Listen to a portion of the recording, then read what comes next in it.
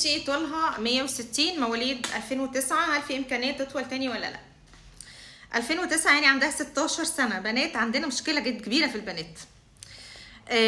من الطول بصي بقى الطول الاساسي من كام اصلا؟ من 158 ده طبيعي لغايه 167، ف 160 طول مناسب جدا. طيب هل في امكانيه تطول ولا لا؟ لو طولنا بكل الحاجات اللي احنا ممكن نعملها ممكن نطول 3 سم 4 سم بالكتير قوي. ليه؟ احنا اتفقنا البنات اول لما بتبلغ بيطلع لها هرمون الاستروجين. الاستروجين بيقفل العظم، بيخلي الابيفيسيس الحته المسؤوله عن الطول في العظم اللي بتطول العظم تخلي البني ادم يطول بتقفل، بتبدا تقفل مع كل لما يزيد الاستروجين في الجسم، كل لما العظم يقفل بدري. تمام؟ عشان كده انا عملت الفيديو ده مخصوص، وكان يعني خوفي كله وقلقي كله على البنات اكتر من الولاد. ليه؟ لان الولد لو اكتشفنا ان عنده نقص تغذيه سن 12 13 14 15 16 كل ده ممكن الحقه عادي جدا، ولسه عنده وقت ان هو ممكن يطول.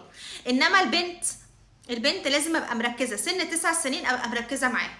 وانا نزلت لكم الجروس تشارت، ابقى معايا الجروس تشارت كده اللي هو بتاع الطول وبتاع الوزن، وابقى دايما مركزه مع البنت قبل ما تجيلها، قبل ما يعني تظهر عليها علامات البلوغ ويطلع لها هرمون استروجين، ابقى مركزه معاها ان الطول بتاعها مناسب لسنها، ان الطول بتاعها مناسب لسنها، نوعيه اكلها، وزنها يكون مناسب، لا هو زياده ولا هو قليل. عشان البنت عند سن 14 سنه بيبدا يقل خالص.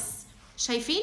بدأ يقل معدل النمو في الطول عند سن 14 سنة، يزيد حبة حبة حبة صغنطتين جدا لغاية ما يوصل ل 16 تقريبا، لل 16 لغاية ال 20 هو نفس الطول، يا دوب زيادة سنتي ولا حاجة. فعشان كده بنقول ان الولد ممكن يبدأ يطول من 14 عادي، انما البنت لا، البنت عند 14 خلاص. ده لو وما كانتش قبل كده كمان وقفت، لان كل لما هتجيلها الدوره بدري والاستروجين يبقى زياده اكتر كل لما العظم هيقفل اكتر، فممكن توصل عند 14 ويكون خلاص مش هتطول تاني. ف او نسبه الطول اللي عندها هتبقى قليله جدا بالنسبه بقى لباقي اصحابها. فعشان كده البنات نركز معاها شويه.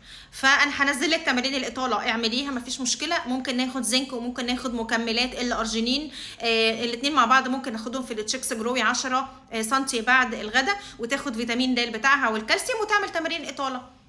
زدنا 2 3 سم خير وبركه، ما زدناش الحمد لله، احنا طولنا مناسب للعمر بتاعنا.